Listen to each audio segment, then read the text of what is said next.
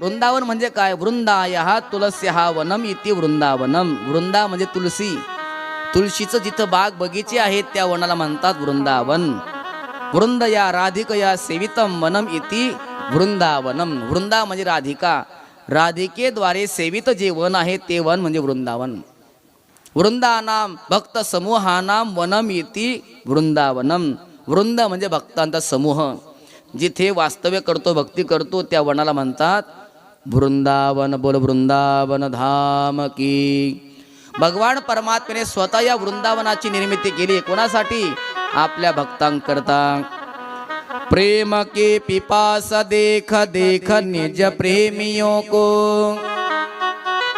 प्रेम का समुद्र सीमा तोड़ के बहाया है, भावुक रसीले जन निराश न होंगे अब, कामना की पूर्ति हेतु कल्प तरु लगाया है,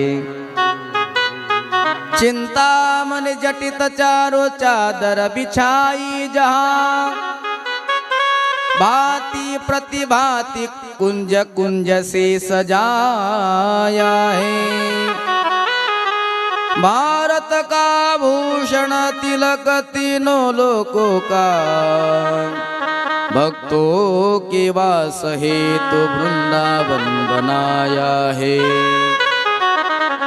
बोलो वृंदावन धाम की जय.